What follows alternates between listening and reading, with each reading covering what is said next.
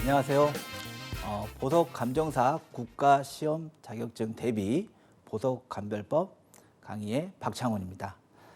오늘은 그 제4강 보석의 내부 특징 검사에 대해서 학습해 보도록 하겠습니다. 우선 학습 목표는 그 보석의 다양한 내외부 특징의 종류를 이해한다. 그리고 보석의 내부 특징 검사 기기의 또 사용법을 충분히 습득하도록 한다. 그리고 확대 검사를 통해 보석의 내외부 특징을 판단하는 방법, 또 판단을 할 수가 있어야 된다. 이런 방법에 대해서 학습 목표를 가지고 학습을 시작하도록 하겠습니다. 자, 보석 내부 특징의 정의는 무엇에 대해서 이제 먼저 보도록 하겠는데요. 광물이 성장하는 어떤 지구의 내부는 높은 온도와 압력 이런 것들이 존재해서 보석의 원자 배열의 불규칙함을 발생시키며 다양한 불순물들이 포함되게 된다. 네. 이러한 보석의 내포물들은 이제 어떤 인클루전이라고 하는데요. 내부에 있는 것들을 인클루전이라고 하고 또 외부에 있는 것들을 이제 블레미시라고 얘기를 합니다. 그래서 내부를 보고 판단하는 방법이 있고 또 외부를 보고서 확대 검사로 인해서 판단하는 방법이 있습니다. 내부의 특징은 천연적으로 발생한 것과 합성 같은 경우도 합성이나 어떤 처리로 인해서 이 변형된 그리고 성장한 그런 흔적들을 찾아낼 수가 있고 이런 것들이 어떤 감별의 포인트가 되는데 보통 감별하는 기구 중에서 현미경 그리고 굴절개 이 두 가지가 어떤 가장 여러분들이 또 많이 사용하고 핵심적으로 판단을 할 수 있는 어떤 툴 중에 하나입니다. 자, 내부의 특징은 천연적으로 발생한 것과 합성이나 처리로 인해 발생한 것이 있는데 형태적으로는 고체, 액체, 또 기체 이렇게 나누면서 광물이 성장하는 과정에서 성장 속도나 방향에 따라 나타나는 것이 있다. 이러한 보석의 내부 특징은 천연, 합성, 또 처리 보석을 감별하는 데 중요한 지표가 된다라는 부분을 다시 한번 말씀을 드립니다. 보석의 내부 특징 관찰에는 주로 현미경을 사용하며 필요에 따라서는 광학기기를 통한 분석이 필요한 경우도 있다라는 부분을 또 말씀을 드립니다. 자, 이제 여러분들이 그 시험을 보는 데 있어서 72종의 그 보석들을 만나게 되실 텐데요. 이미 강의를 하면서 언급한 보석도 있고 여러분들이 시중에서 어떤 귀금속 주얼리 상을 가도 볼 수 있는 한 10가지 종류의 보석들은 이미 숙지가 되고 있어요. 그리고 또 외부의 어떤 특징만을 보더라도 쉽게 이게 이름하고 좀 닮아 있는 그 외관을 가지고 있다라고 생각되는 보석들도 있어서 사실 이 보석 차트에서 72가지를 봤을 때 이걸 어떻게 다 외워? 또 변종도 또 뭐 되게 많은데 어떤 변수도 많은데 이걸 어떻게 다 외워할 수도 있는데 이게 사실 생각보다 되게 쉽고요. 그리고 어렵지가 않고 재미가 있어요. 그래서 또 이런 걸 검사하다가 이런 걸 공부하다가 보면서 자기하고 이게 또 취미가 맞는 어떤 그 업종이 되는 부분들도 또 찾을 수 있는 부분이기 때문에 이게 또 일도 하면서 또 자기의 어떤 재미도 찾아간다 그러면 이것만큼 또 더 좋은 것은 없겠죠. 근데 여기서 또 따라줘야 될 것은 또 자기가 좀 민감한 어떤 그 감각 그런 것들은 좀 관찰력이라든지 이런 것들이 있어야 된다라는 부분을 말씀드리고 일단은 72종에서 간단하게 이제 몇 가지만 짚어보고 가겠습니다. 일단 스타 루비와 스타 사파이어 같은 경우는 이게 에스테르지움 성체 효과가 나는 이제 별 모양의 그 펜라이트로 비춰봤을 때 별 모양이 나타나는 어떤 그런 그 특수 효과를 가지고 있죠. 그래서 에스테르지움은 특수 효과를 A로 표기한다라는 부분. 그리고 알렉산드라이트는 빛을 선택적으로 흡수하는, 그래서 보는 그 빛에 따라서 어떻게 다르게 보이는, 그래서 컬러 체인지 효과가 난다 해가지고 특수 효과가 CC 이렇게 돼 있고요. 그리고 여기서 또 스피넬은 또 우리가 얘기했던 그 단굴절 보석이 하나이고, 여러분들이 천연석보다는 사실 합성석이 되게 저렴하죠. 다이아몬드의 가장 그 다이아몬드를 모조한 것이 큐빅이잖아요. 근데 이 큐빅은 여러분들이 어디를 가도 사실 볼 수가 있어요. 근데 이 전 세계적으로 사실 국내만큼 큐빅이 많이 사용되는 곳이 많지는 않아요. 국내만큼. 그래서 우리나라에서 뭐 큐빅이 사실 되게 많이 쓰이는 거고, 그 중국이라든지 외국 어디 가더라도 뭐 보통 천연석 또는 요즘에는 이제 뭐 합성석들을 많이 씁니다. 그래서 합성 큐빅 지르코니아 이거 역시도 72개의 보석 차트에 나온다. 그리고 알만다이트 가니 또 이건 단굴절 보석 중에 하나입니다. 루비, 사파이어 아까 얘기했었던 것도 있고요. 제이다이트라는 보석을 보게 되면 이 제이다이트는 이제 비치를 얘기를 합니다. 여러분들 그 로얄 비치라고 해서 우리나라에서는 이 비치가 이제 녹색 해서 이제 예전에 그 뭐 어머님들이나 할머님들이 주로 이제 그 소장하시고 다니셨는데, 이게 사실 국내에서는 인기가 없는 보석 중에 하나인데 그 각 나라마다 인기 있는 그 보석들이 있어요. 근데 이건 중국에서 상당히 인기가 있는 보석입니다. 그리고 우리나라에서는 또 네프라이트라고 하는 연옥이 또 많이 그 팔찌를 만든다든지 아니면 이제 가락지를 만들어서 많이들 활용을 하시죠. 그런데 다이아몬드는 경도가 가장 좋은 보석이고, 이 네프라이트 같은 경우는 강도가 되게 좋은 겁니다. 그래서 잘 깨지지가 않아요. 망치로 쳐도. 근데 다이아몬드는 긁힘에는 강하지만 이걸 망치로 살짝 내리쳐도 이거는 탁 하고 부셔집니다. 또 벽계가 있는 보석이고 하기 때문에 고셰나이트, 모거나이트, 뭐 쿤자이트, 뭐 스파디움 이런 것들은 그 종은 같지만 어떤 전이 물질에 인해서 전이 물질로 인해서 컬러가 조금씩 바뀌면서 같은 종이라는 것들 또 이해하시면 될 것 같고요. 아쿠아마린도 어떤 그 다색성 보석 중에서 하나로 이미 언급을 한 바 있습니다. 또 기본이 되는 4대 보석 중에 하나인 에메랄드, 그리고 또 유기질 보석인 그 코럴, 산호, 그리고 선스톤은 특수 효과 중에 아둘랄 에센스가 일어나는 보석 중에 하나라고 얘기를 했었죠. 선스톤은 그 그러니까 문스톤이 아둘랄 에센스가 나오는 보석 중에 하나인 겁니다. 네, 정정할게요. 그리고 이제 수정 중에는 뭐 시트린, 자황 수정, 스타쿼츠 뭐 이런 것들은 다 수정의 어떤 그 변종들이에요.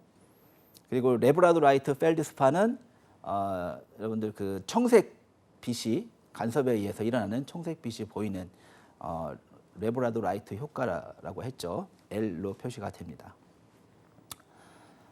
그리고 뭐 백수정, 뭐 수정 중에서는 또 백수정, 자수정, 뭐 침수정, 뭐 여러 가지 어벤처링 쿼츠 이런 것들이 있습니다. 그리고 또 오닉스 같은 경우는 또 검정색 그 보석으로 된 검정색 어떤 그 판 같이 생긴 어떤 그런 걸로 뭐 그걸 조각을 해서 반지에 넣는다거나 뭐 이런 식으로 활용을 많이 하죠. 그리고 오팔은 플레이 오브 컬러가 이제 그 막 돌아다닌다 해가지고 P로 표시하고요.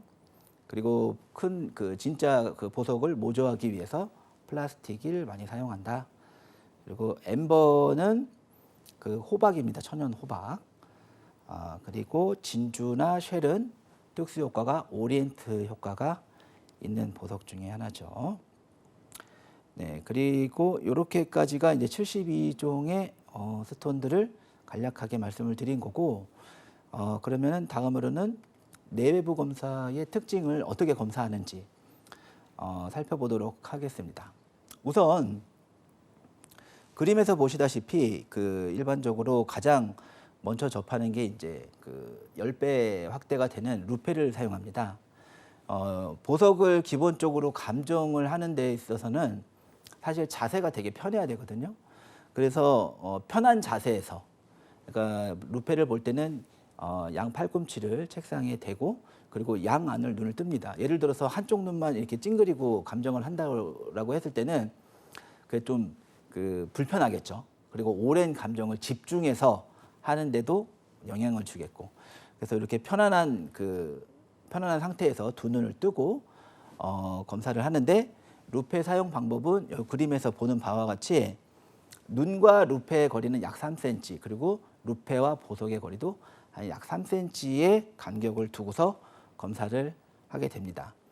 일단 여러분들이 보석을 감정하는 데 있어서 기본적으로 잼클로즈 활용법과 이런 것들은 물론 선행이 돼야 되는 부분이에요. 참고해서 잘 기억을 해두시고요.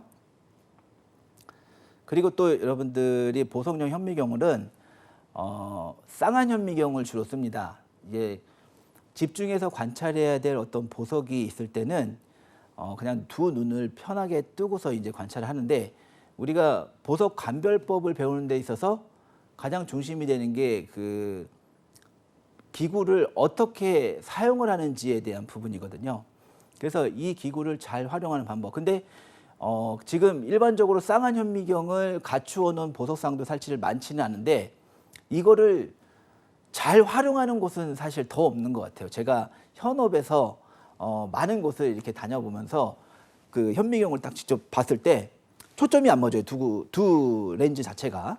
그래서 이거에 대한 초점 맞추는 방법을 간략하게 말씀을 드리면, 이 현미경 헤드에 보시면 이 저반 렌즈 부분은 두 개가 빠지게 되어 있습니다.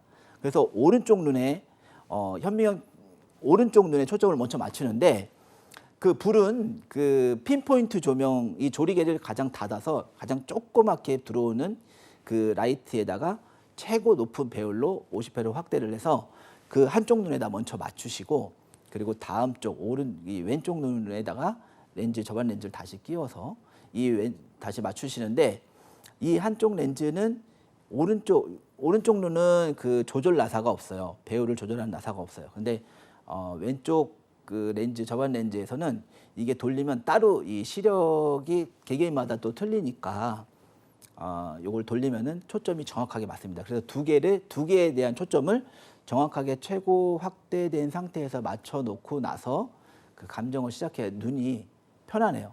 여러분들이 실질적으로 감정을 공부하는 데 있어서 처음에 현미경을 많이 보면 현기증을 내시는 분들도 간혹 계시더라고요. 그래서 이런 것들은 자기하고 맞지 않는 상태예요.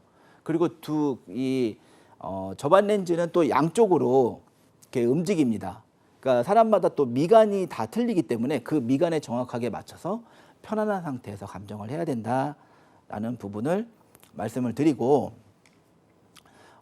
여러분들이 또 감정을 하는 데 있어서 눈을 저반 렌즈에다 대고서 어떤 조절 나사라든지 뭐 전원 스위치라든지 어떤 조명을 또 이렇게 조리개를 켜고 조리개를 열고 닫고를 하는데, 이 부분에 대한 위치를 미리 사전에 익숙하게 알아야 눈을 댄 상태에서, 그러니까 어떤 보석에 초점을 맞춘 상태에서 거기에 집중을 하면서 이걸 조절할 수가 있는 거거든요. 근데 요거를 조절한다고 뭐 숙지되지 않는 상태에서 다시 눈을 초점을 맞춰서 옆을 본다거나 이렇게 해버리면 초점이 맞았던 부분이 다시 찾아야 되는 어떤 그런 부분이 있어요. 특히나 다이아몬드를 감정하는 부분에서는 핀포인트라든지 아주 미세한 내품을 확인해야 되는데, 이런 부분에 대해서는 정확하게 위치를 파악해서 심도를 낮춰가지고 최대한 확대를 해서, 딱 최대한 확대를 하면 이게 초점이 맞는 거리가 한 최소 1mm 이 정도밖에는 되지가 않아요. 그래서 이제 이런 부분에 대한 충분히 위치가 어디에 있는지 이런 것들은 숙지하고 그냥 눈을 자연스럽게 보는 상태에서 레바가 어디 있는지를 확인해야 된다. 그래서 잘 사용할 수 있는 방법입니다. 특징 검사. 여러분들이 그러니까 자세를 편안하게 하고, 그리고 현미경으로 확인할 수 있는 것이 밖에서 보는 명시화 조명이 있고, 안에서 나오는 암시화 조명이 있고, 또 뭐 확산 조명, 섬유광 조명, 또 핀포인트 조명법 이런 것들이 있는데, 요것들은 차차 다음에 또 설명을 하도록 하겠습니다.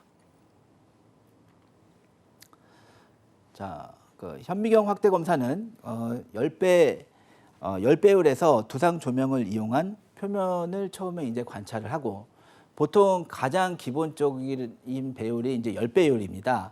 10배율부터 점점 확대해서 이제 50배나 55배까지도 확대가 되는데, 이 상태에서 우선은 외부를 검사를 하고, 그리고 그 다음에 이제 내부를, 투명한 보석 같은 경우는 내부를 또 검사를 하면서 이런 방법으로 이동을 하고, 그 다이아몬드 검사에서 주로 활용을 많이 하는데요. 여러분들이 현미경을 많이 확대를 했을 때는 아까도 얘기했듯이 초점을 맞는 거리가 되게 점점 좁아져요. 그러니까 여러분들이 그 디지털 카메라, DSLR 카메라를 보시면 심도를 맞추는 게 있지 않습니까? 그러니까 심도가 깊으면은 크게는, 그러니까 전체적으로는 보일 수는 있어도 그 한 부분에 초점을 맞춰서 보는 데는 좀 제한적인 부분이 있는데, 그런 거하고 좀 원리가 비슷하다고 보시면 됩니다. 확대를 많이 하시면 초점 맞는 거리는 아주 작다. 그래서 제일 밑에부터 위로 조금씩 그 초점 나사를 조정해 가지고 점점 이렇게 초점 거리를 맞춰서 내 포물이 어떤 것이 있는지 확인한다라는 부분이 있습니다. 현미경 그 조명 기법으로는 우선 가장 많이 사용하는 것이 이제 암시야 조명이 되겠습니다. 이제 암시야 조명은 사진에서 지금 보시다시피 그 현미경의 밑에 부분에 그 흑색 차광판이 있어요. 그래서 이거 빛이 아래에서 내려오는데 이 빛을 1차적으로 차단을 해주고 옆에서 나온 조명으로 보석을, 투명 보석 전체적으로 빛이 들어가게끔 해가지고 내 포물에 잘 보이는 정도인 릴리프를 좀 높여줄 수 있는 어떤 그런 방법으로 가장 그 많이 사용하는 그 조명 방법 중에 하나가 됩니다. 그리고 명시야 조명. 이 명시야 조명은 아까 좀 전에 그림하고 차이를 보시면 현미경 안에가 차광판이 닫혀 있는 상태고, 이 그림은 지금 현미경 밑에 차광판이 열려 있는 상태죠. 그러면은 현미경 이 빛이 눈으로 바로 들어가 가지고 사실 많이 그 선명하게 보이지는 않은데, 요거를 그냥 사용하는 것이 아니라 이 명시야 조명을 활용하는 기법들이 있어요. 그래서 명시야 조명은 그 광정 하단의 차광판이 열린 상태로 사용한다. 따라서 배경은 밝고 내 포물은 어둡게 보인다. 이 방법은 주로 확산 조명이나 또는 핀포인트 조명, 또는 그 아까 평광 렌즈를 통해서 검사할 때 이런 것들을, 이 조명법을 사용한다. 그리고 여기서 또 저도 현업에서 가장 많이 쓰는 조명이 그 확산 조명입니다. 이 확산 조명은 가장 많이 사용하는 것이 디퓨전 처리된 그 사파이어를 천연 블루 사파이어를 모방한 이제 합성으로 만든, 사람이 인위적으로 만든 디퓨전 사파이어를 구분하는 데 많이 쓰이는데요. 색깔이 되게 좋아 보이고 굴절률을 쟀더니 천연으로 나오고 그러니까 그 DR을 합니다. 더블 리플렉션을 해요. 그러면은 외관적으로 봤을 때는 천연의 내포물까지 똑같이 있어요. 그렇다고 봤을 때는 이것이 천연 보석에 가까운 천연 보석으로 판명이 되는데, 여기에서 이제 그 천연 보석이면은 가치가 뭐 예를 들어서 5캐럿만 되더라도 상당히 고가인 것이 되는데, 만약에 이게 합성으로 판명이 된다, 그러면 가치는 아주 현격하게 떨어집니다. 그래서 요거에 대해서 가장 주된 감별 포인트는 확산 조명이다. 확산 조명은 이렇게 지금 명시야 조명 하에서 확산판을 놓고 그 위에서 하얀 확산판을 놓고 보는데, 확산판까지 또 준비되지 않는 경우도, 확산판을 또 대체할 수 있는 것은 여기 티슈가 있어요. 우리가 이제 크린넥스 티슈를 요 위에다 한 장 깔아놓고 또 뒤로 또는 위로 봤을 때 이 색이 좀 이 능선 쪽으로 색이 집중되는 현상이 있습니다. 근데 이런 것들은 그 합성하는 방법에 대한 설명이 좀 필요한 부분인데, 이런 것들은 좀 다음 시간에 좀 하도록 하고, 이런 능선이 색이 집중돼 가지고 그쪽 부분에 파란색이 집중돼 있다. 그런 것은 무색 사파이어의 그 블루 컬러의 확산을 블루 컬러의 합성석을 잘하게 해가지고 다시 재연마하는 과정에서 어떤 부분은 좀 더 많이 색이 집중돼 있는 부분이 보이는 것이다 라는 부분이 됩니다. 그 다음은 이제 두상 조명이 있어요. 두상 조명은 말 그대로 이제 그 암시야 조명이나 명시야 조명 밑에 있는 그 조명을 끄고 위에서 나오는 조명으로 표면을 보는 겁니다. 주로 이 두상 조명으로 감별할 수 있는 것은 어떤 처리가 되었는지 표면 구조가 어떤지에 대해서 검사를 하게 되는데 요거 지금 이제 사각 조명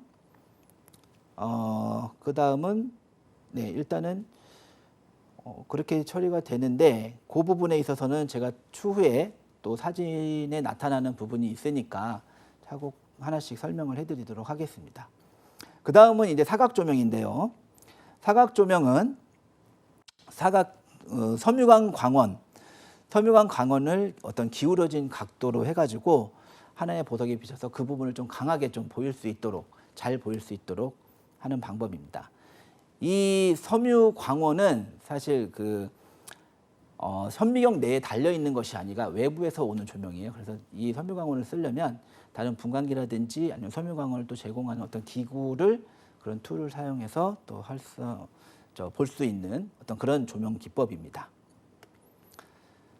또 아까 말씀드렸다시피 요거는 이제 확산 조명의 어떤 사진 이미지를 올려놓은 거고요. 이 확산 조명이 지금 밑에 보면 이게 지금은 확산판으로 되어 있는 겁니다. 확산판으로 되어 있을 때 저렇게 이제 깨끗한 상태에서 보이는데 저 확산판을 대체하는 것이 그냥 크리네스 티슈 이런 걸로도 충분히 그 감별할 수 있을 때 무리가 없다. 그리고 여러분들이 그 실습을 하는 데 있어서도 아마 선생님들이 그런 확산판을 사용하지 않고 그냥 티슈로도 감정할 수 있다라고 아마 얘기를 할 겁니다. 그래서 색대를 관찰할 수가 있다라는 부분입니다. 그리고 핀포인트 조명. 요 핀포인트 조명 아까 그 제가 현미경에 초점을 렌즈에 초점을 맞추는 데 있어서 핀포인트 조명을 사용합니다라고 말씀을 드렸어요. 근데 핀포인트 조명은 이렇게 조리개를 이렇게 닫아놓고 이 보석 밑에 보면 조그맣게 구멍이 나오죠. 그래서 여기에다가 한쪽 눈을 최대한 확대해 놓고 여기다 초점을 맞춰서 지금 이 상태로 이 그림처럼 보이는 것을 핀포인트 조명이라고 하고 이 조명을 주로 쓰는 것은 어떤 색대, 그 성장하는 색대라든지 이제 이런 것들을 관찰할 때 사용한다. 그래서 핀포인트 조명은 차광판이 열린 명시야 상태에서 밑에 차광판이 열린 명시야 상태에서 현미경의 아이리스 조리개를 보석의 크기보다 아주 작게 조절해가지고 그 어떤 커브드 라인, 어떤 그런 구조를 좀 더 명확하게 관찰하는 데 이용한다. 이 커브드 라인이 보인다는 것은요, 이게 합성의 또 감별 포인트입니다. 그러니까 천연은 직선적으로 성장이 되어 있는 부분들이 많이 있고, 이 합성은 베르누이 플레임 퓨전법이라고 하는 어떤 그런 공법으로 그 사파이어를 성장시키다 보면 위에서 방울이 뚝뚝 떨어져요. 성장 결정들이. 그러면은 이게 그 촌농, 여러분들 촌농 생각하시면 좀 편할 텐데, 촌농이 위에서 떨어지면 이게 그냥 딱딱 직각되게 떨어지진 않죠. 그냥 이제 뭔가 물 흐르듯이 이렇게 떨어지죠. 이걸 바로 형성하는 어떤 인조적으로 사람이 만들었다. 이런 것들이 감별 포인트다. 이렇게 이해를 해주시면 됩니다. 이것이 그 커브드 라인이다. 라는 부분입니다. 다음은 이제 수평 조명. 수평 조명은 현미경의 광원을 사용하는 것이 아닌 섬유광을 페이스업 상태에서 보석의 프로파일 방향으로 수평하게 비춰서 내포물을 보는 방법이다. 그러니까 아까 같은 경우는 그 사선으로 45도 각도에서 이렇게 보이는 부분이 있고, 요거는 이제 수평으로 광원을 강하게 줘가지고 그 안에 내포물을 조금 더 두드러지게 보는 방법입니다. 근데 사실 많이 사용은 하지는 않고 있어요. 여기에서는 이런 조명 방법이 있다라는 부분을 말씀을 드리도록 합니다. 그리고 기본적으로 이런 것들은 페이스업 상태에서 그 수평 조명은 활용한다는 부분들이 있습니다. 자, 그리고 이제 여러분들이 그 현미경을 통해서 볼 수 있는 내포물, 아까도 말씀드렸지만 고체 내포물이 있고 뭐 액체 내포물이 있고 또 기체 내포물이 있어요. 그 중에서 이제 고체 내포물에 대해서 말씀을 드려볼 건데요. 고체 내포물은 어떤 것이냐? 고체 내포물의 대부분은 결정 형태로 종류와 색, 모양 등이 매우 다양하다. 결정이 주변 환경의 영향을 받지 않고 성장했을 경우 광물 특유의 결정형을 완벽하게 갖추며 규칙적으로 성장한다. 그러나 실제 천연에서 고체 내포물은 그렇게 완벽하게 어떤 환경이 똑같지는 않죠. 그렇기 때문에 좀 불규칙적으로 알아볼 수 없는 타형으로 발견되거나 또는 주상, 침상, 입상, 판상 또는 박편상 등의 외형을 갖는 고체 내포물도 있다라는 부분들을 이해를 해주시면 되고, 사진상으로는 스피넬에서 발견되는 아파타이트 결정 내포물과 투물린에서 보이는 어떤 침상 내포물을 보여드렸습니다. 또 액체 내포물, 또 이제 아까 고체 내포물 있고 그다음에 또 액체 내포물이 있다고 했죠. 액체 내포물의 정의는 보석 내부의 특징 중 가장 보편적인 형태는 액체 내포물입니다. 근데 이게 뭐 이거를 고체 내포물을 고체, 액체, 기체로 분류하기 때문에 액체 내포물이다라고 얘기하는데, 그냥 쉽게 업계에서는 액상 내포물이다라고 그냥 얘기를 합니다. 액상. 그러니까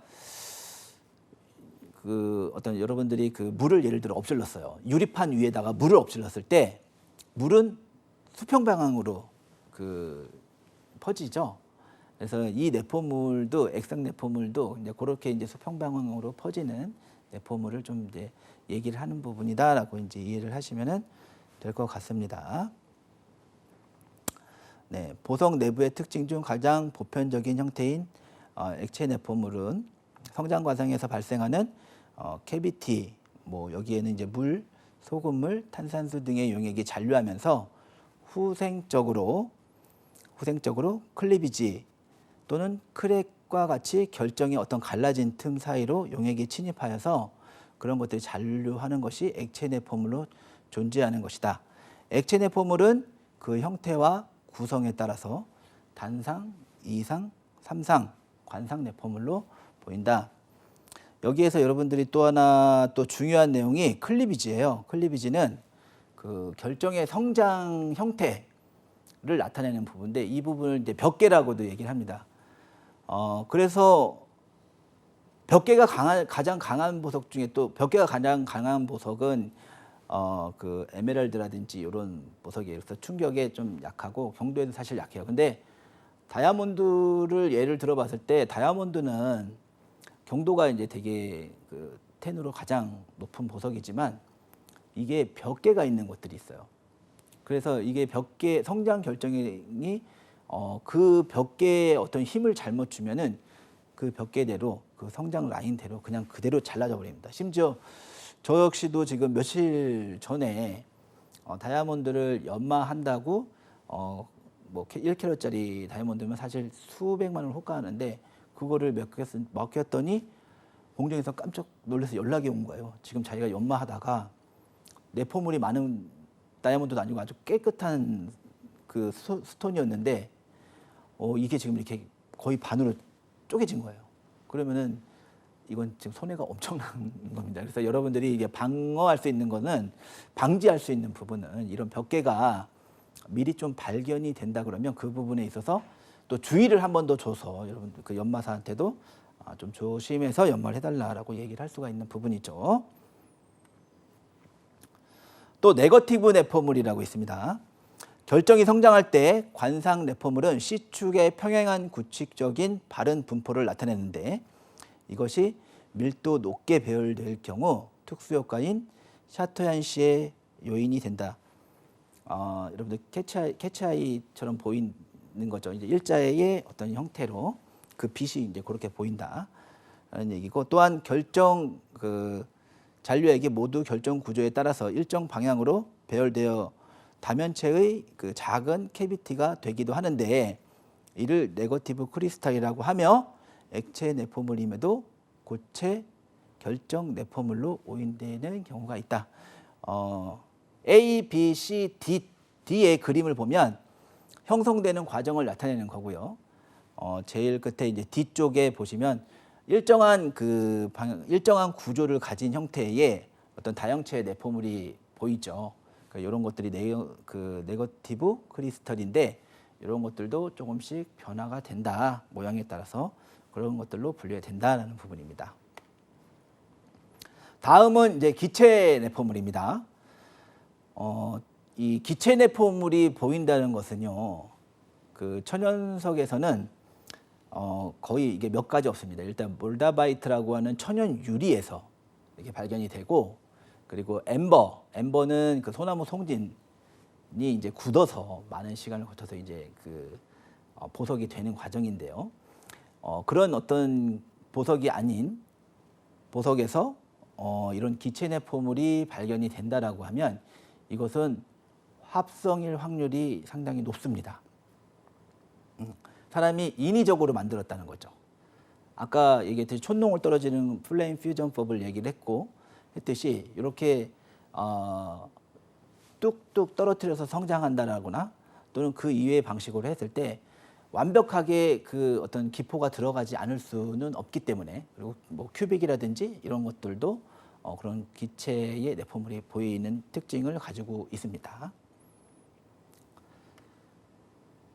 그리고 성장 구조, 이제 성장 스트럭처를 말씀을 드리는데, 이 성장 구조는 이것도 내포물로 보는 데는 좀 제한적인 부분이 있는데, 그러니까 확대해서 보면은 이렇게 성장 구조가 그 성장성들이 라인들이 이렇게 보이는 부분이죠. 지금 제가 전 강의에서 어떤 색대라는 부분을 얘기했는데, 지금 여기 그 화면에 보시면 이 사파이어에 나오는 전형적인 이런 색대를 보실 수가 있고, 그리고 합성 루비에서 나오는 또 빨간색 사진은 합성 루비에서 나오는 커브드 라인을 보여주는 특징이 있습니다.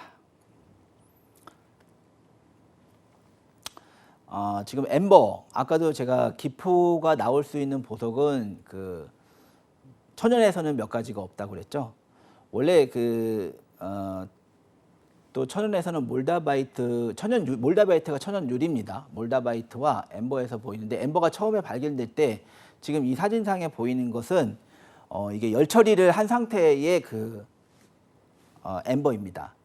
열 처리를 하면 이게 원래는 이게 뿌옇게 노란색으로, 그리고 반투명한 노란색의 어떤 형태로 있다가 열 처리를 함으로 인해서 이렇게 좀 투명에 가깝고, 또 안에 이 기포가 열 처리로 인해서 터지면서 이렇게 지금 이런 무늬가, 수평적인 무늬가 생기는데요.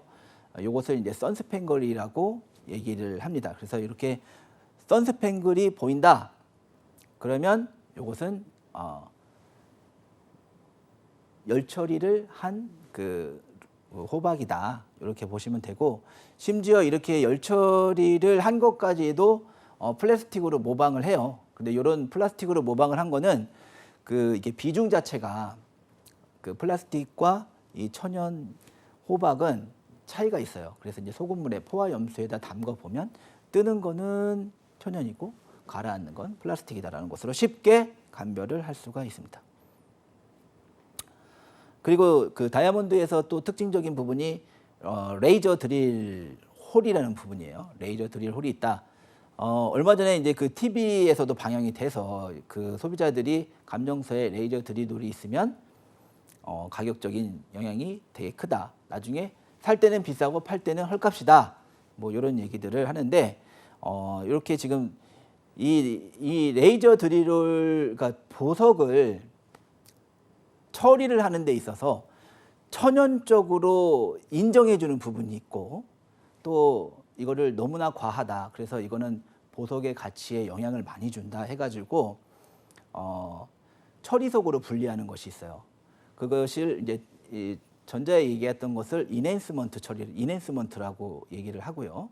그리고 후자에 얘기한 것을 트리트먼트 스톤이라고 해서 이게 천연이지만 처리를 너무 심하게 해서 가격적으로 이거는 그 좋아진 만큼의 영향을 받지 않고 또 인정이 되지 않는다라고 이제 이해를 하시면 되는데, 이 레이저 드릴 홀이 시장에서 그렇게 홀대받는 이유는 국제적으로 이런 것들은 트리트먼트로 판명을 되기 때문에 그렇습니다. 네, 그런 부분을 이런 내포물들이 있다. 이렇게 레이저 드릴 홀을 하는 이유는 보석 내포물이 잘 보이면, 다이아몬드는 내부가 깨끗해야 되는데 내포물이 잘 보이면 그 가치에 또 영향을 많이 주기 때문에 이 잘 보이는 부분을 빼기 위해서 이 그 검은색 내포물이 있는데 이런 것들을 약품으로 태우거나 녹여버리기 위해서 그렇게 레이저 드릴을 합니다. 이게 미세한 구멍이 뚫려 있는 거예요. 그리고 루비의 요거는 두산광을 이용해서 루비의 그 표면 처리, 표면이 충전된 것을 보여주는데요. 지금 두산광을 이용해서 표면의 반사를 봤을 때 이 충전된 부분의 어떤 물질과 원래 가지고 있는 그 경도가 9인 사파이어의 표면 광택의 차이가 이렇게 확연하게 느껴지는 부분을 보실 수가 있습니다. 그래서 이런 것들도 트리트먼트, 그래서 가격이 또 현저히 낮아진다. 그래서 이제 캐비티를 충전한 것이다. 네, 충전 루비다라고 보시면 됩니다. 다음은 그 에메랄드의 필링을 얘기하는데, 이거를 요거 같은 경우를 그러니까 오일 처리라고 얘기를 해요. 여기 사이에 아까 제가 에메랄드는 되게 벽계가 심한 보석 중에 하나다라고 말씀을 드렸죠. 그래서 벽계가 심하기 때문에 요게 사이사이로 금들이 많이 가 있어요. 그래서 외국에서 나는 어떤 특수한 오일을 가지고, 자연 천연 오일을 가지고 여기다 주입을 시켜서 이 금 사이 이 벽계를 메워줍니다. 그러면은 이 벽계의 어떤 뿌연 부분이 그러니까 오일로 차면서 투명하게 보여요.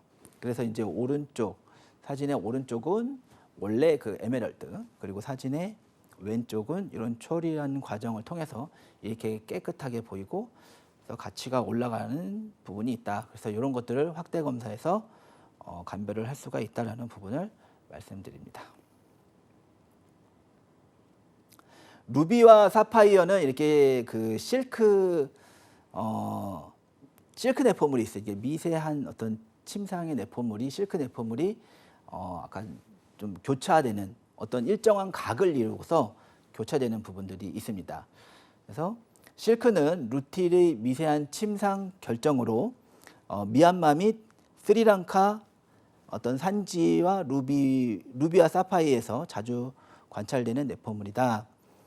그래서 이제 여러분들이 같은 사파이어라고 하더라도 그 어느 나라에서 나느냐에 따라서 지금 이렇게 이게 전혀 좀 틀린 물질, 그러니까 틀린 내포물이 나올 수가 있어요.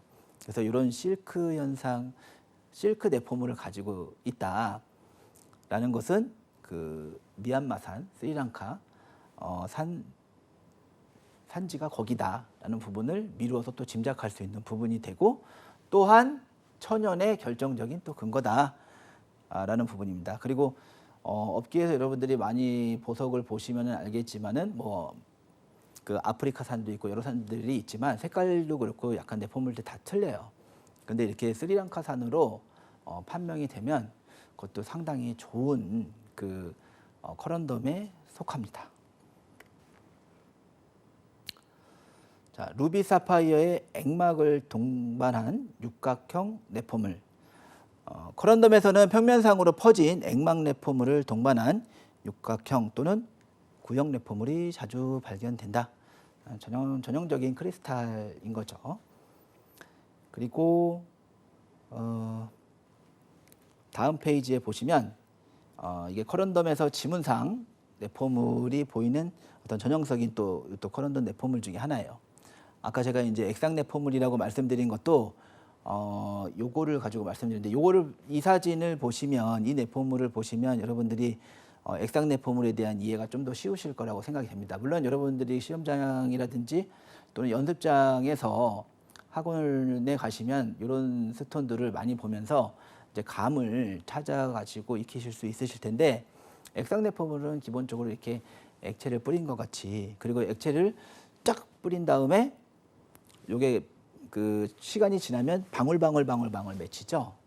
예, 이제 그렇게 보인다 해가지고 액상 내포물이 됩니다. 그래서 커런덤의 액상 내포물 중 둥근 점 형태의 액체가 평면상으로 분포되어 있는 지문상과 같은 형태의 내포물을 지문상 내포물이라고 한다는 얘기인데요. 아까 액상 내포물이라고도 하고 또 지문상 내포물이라고도 합니다. 그러니까 지문하고도 또 비슷하다고 해서 지문상 내포물이라고도 칭하고 있습니다. 커런덤의 네거티브 크리스탈. 커런덤의 액체 내포물이 시간이 흐름에 따라서 점점 그 양이 줄어들어서 내부에 빈 공간이 형성되어 결정 형태로 보이는 네거티브 크리스탈은 액체 기포가 포함되어 이상 형태, 그러니까 두 가지 물질이 같이 있는 거죠. 액체와 기체가 이렇게 있는 거죠. 이렇게 그렇게 보이기도 한다라는 뜻이고, 네거티브 크리스탈의 전형적인 그 예를 지금 사진으로 파란색 사진으로 보여드리고 있습니다. 이런 것들이 네거티브 크리스탈이다라고 이해를 하시면 됩니다. 자, 커런덤의 커브드 라인과 색대. 자, 곡선의 커브드 라인은 베르누이법에 의해서 적층적으로 점점 쌓은 식으로 결정이 합성된 커런덤에서 나타나는 가장 큰 특징이다. 또한 기포의 경우 액체 중에 포함되어 있는 기체, 즉 이상의 내포물로만 존재하기 때문에 결정 내의 기포는 합성 보석의 명확한 지표가 된다. 아까도 말씀을 드린 부분이 있어요. 여기서 지금 두 가지의 합성 감별 포인트가 있는데, 그 중에 첫째는 커브드 라인이 보인다. 그러니까 촌농 말씀을 드렸죠. 위에서 촌농이 뚝뚝 떨어지면은 이게 정확하게 어떤 배열을 가지고 가는 것이 아니라 물 흐르는 것 같이 이렇게 지금 쌓이게 되겠죠. 적충 구조. 그래서 이런 색대가 보인다라고 하는 것은 합성의 감별 포인트가 된다. 그리고 또 그렇게 쌓이면서 기포가 섞여 들어가는 부분이 있겠죠. 그래서 기포나 커브드 라인이 보이면 플레임 퓨전법, 베르누이 플레임 퓨전법으로 만든 합성 보석이다라고 보시면 됩니다. 또 에메랄드의 삼상 내포물은 이것도 되게 중요한 지표가 되는 부분이 있어요. 에메랄드는 사실 콜롬비아산 에메랄드가 가장 좋은 보석으로 이제 인정을 받는데, 이 콜롬비아 에메랄드에서만 또 보이는 어떤 삼상 내포물들이 있습니다. 삼상은 아까 내포물에서 고체, 기체, 액체가 세 가지가 다 있는 거죠.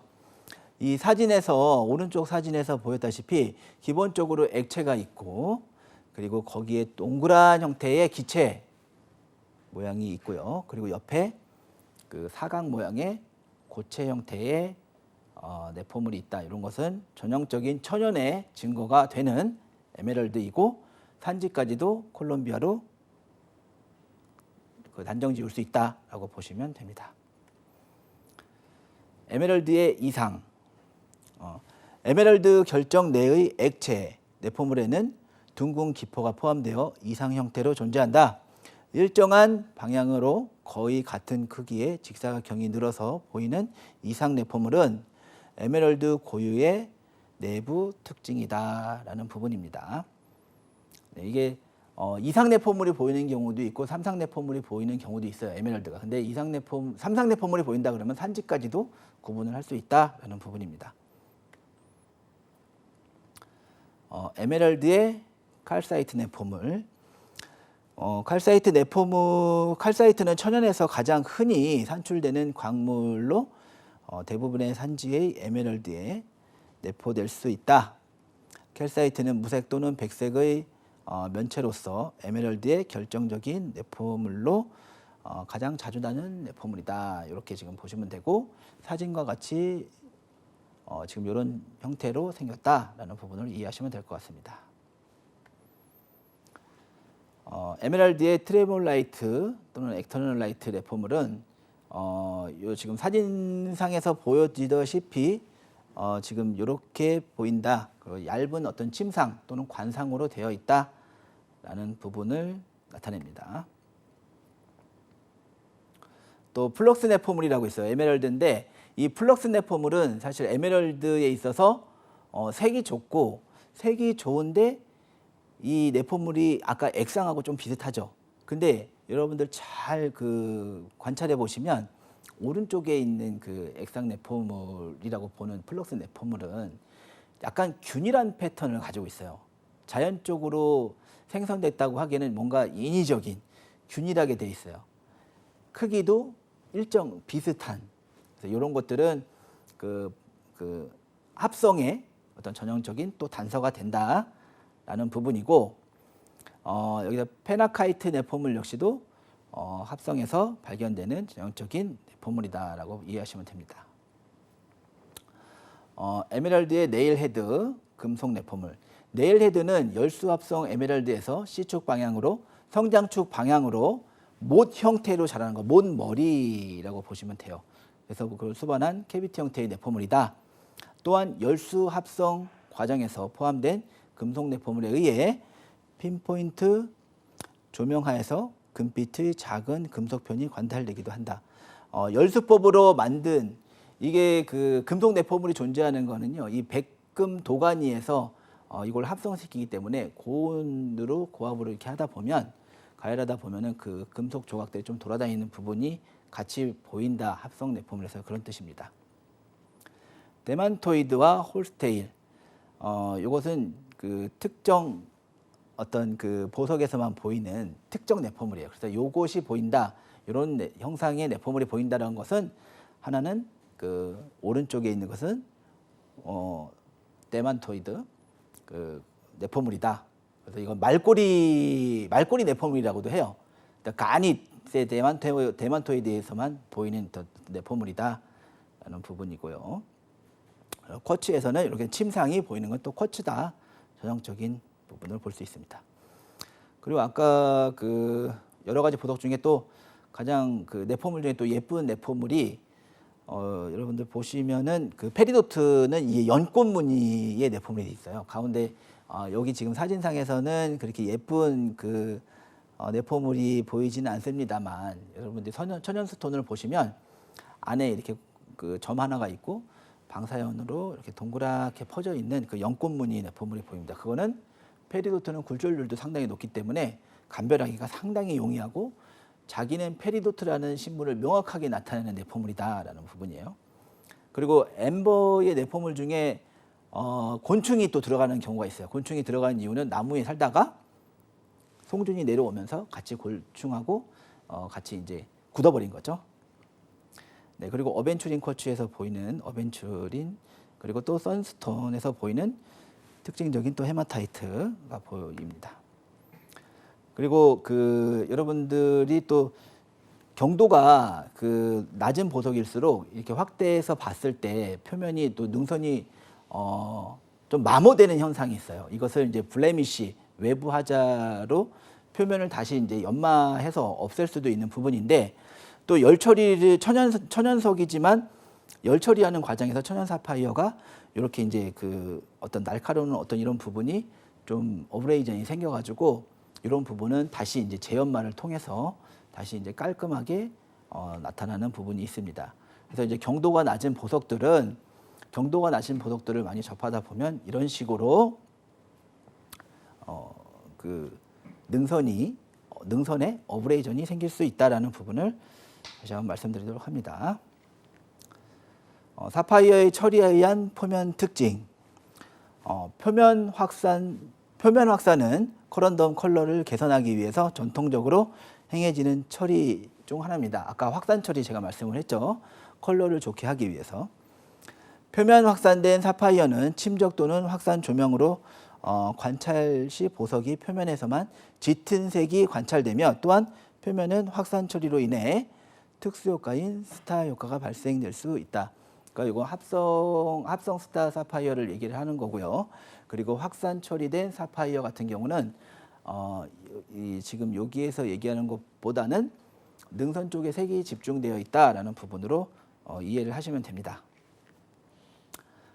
그리고 유리와 플라스틱 이런 것들은 이제 두상 조명으로 관찰이 가능한 부분이에요. 그러니까 외부에서 오는 두상 조명으로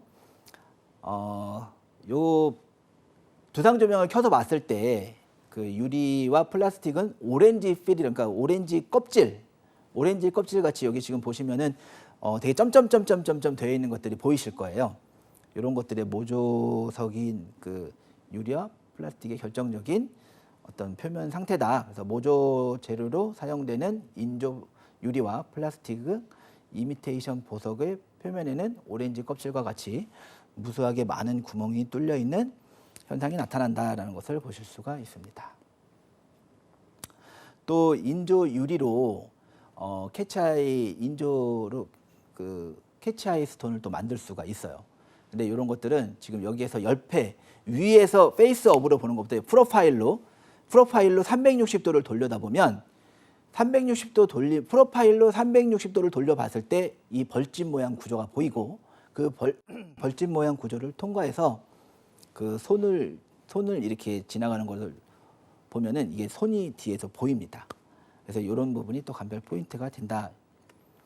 그리고 이제 접합석을 얘기하는데 이 접합석을 가닉과 어떤 그 글래스로 가닉과 글래스를 통해서 저 그림과 같이 이렇게 접합을 하는 거죠. 그래서 사진으로 봤을 때는 그러니까 저렇게 하는 이유는 좀 더 색깔을 좀 좋게 보이기 위해서.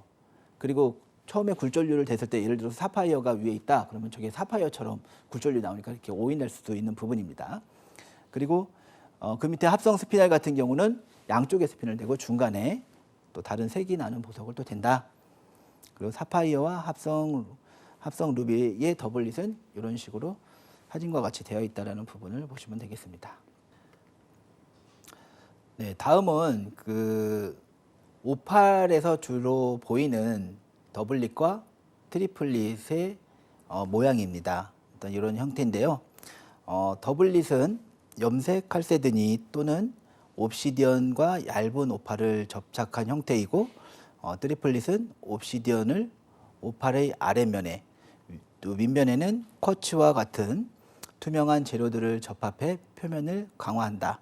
오팔 더블릿과 트리플릿은 육안으로도 감별이 가능한 경우가 되게 감별이 용이하다라는 부분입니다. 자, 그러면 그 사광의 핵심을 요약해 보도록 하겠습니다. 보석의 내외부 특징은 그 광물이 성장하는 어떤 지구의 내부의 온도와 또 압력 이런 것들로 인해서 보석의 그 결정 구조와 또는 원자 배열이 또 불규칙하게 됨으로 인해서 어떤 다양한 형태로 나타난다라는 부분이죠. 내포물이고요. 내외부 특징은 천연적으로 발생하는 것과 합성이나 처리로 인해서 발생하는 것이 있는데 형태적으로는 고체와 액체와 또 기체로 나뉜다. 그리고 광물이 성장하는 과정에서 성장 속도나 방향에 따라서 나타나는 특징들이 다 다르다. 이러한 보석의 내부 특징은 천연, 합성, 처리 보석을 감별하는 데 중요한 지표가 된다라는 부분을 말씀드렸습니다. 그리고 보석의 내부 특징 관찰에는 주로 현미경과 핸드루페를 사용하는데 광학기기를 통해서 추가 또 분석도 하는 부분이 있다. 그런데 여기에서 말씀드리는 주로 내포물의 확대라든지 이런 것들은 다 그 현미경을 통해서 관찰할 수 있는 것들을 말씀을 드리는 것이고 일단 외부에 있는 것들 간단한 것들은 루페로 검사를 해서 확인이 가능하지만 조금 더 여러 가지 내포물들을 자세하게 보는 데서는 현미경을 제대로 사용하셔가지고 사용법을 숙지 후에 제대로 사용하셔서 정확하게 감별하시는 것이 좋다. 그리고 감별 포인트를 말씀드렸습니다. 자, 다음은 이제 기출 문제를 한번 보도록 하겠습니다. 다음 중 삼상내포물에 대한 설명으로 올바른 것은 삼상내포물은 아까 뭐라고 그랬죠? 지금 여기서 우리가 볼 수 있는 내포물일 세 가지를 다 말씀을 드린 거예요. 형태는 여러 가지로 나오지만 액체, 고체, 기체로 되어 있죠. 삼상내포물은 현미경으로 관찰할 수 있다. 관찰할 수 없다. 삼상내포물은 현미경으로 관찰할 수가 있죠. 합성 에메랄드의 주요 특징으로는 볼 수 없다. 삼상내포물이 주요 특징으로 볼 수 있다. 합성 에메랄드의 주요 특징으로 볼 수 있다. 합성에서는 삼상이 나오지가 않죠. 천연 코런덤에서 자주 관찰되는 내포물이다. 삼상은 천연 코런덤이 아니죠. 답은 1번입니다. 다음 중 접합석에 대한 설명으로 올바르지 않은 것은 더블릿은 두 개의 보석을 접착제나 열을 가해 붙인 것이다. 맞죠? 접합석은 침적 검사를 통해 감별할 수가 있다. 자, 이걸 물음표를 두고요. 접합석 검사 시 윗면과 아랫면의 굴절률을 각각 측정한다. 네, 각각 측정하면은 하나의 보석이지만 두 개가 굴절률이 다르게 나온다 그러면 이것은 명백하게 다른 물질이 있다는 뜻이죠. 접합석은 현미경 확대 검사로 감별할 수가 있다. 네, 충분히 가능합니다. 따라서 답은 2번이 되겠습니다. 유기질 보석을 모조하는 데 사용되는 물질은 무엇이냐? 유기질 보석, 엠버, 호박을 모조하는 데 사용되는 보석, 그 재질은 무엇이냐? 물질은 무엇이냐? 이런 것들은 플라스틱으로 대체한다고 말씀을 드렸습니다. 네, 이것으로 강의 4강을 마치고 다음은 5강에서 굴절률 측정에 대해서 알아보도록 하겠습니다. 수고하셨습니다.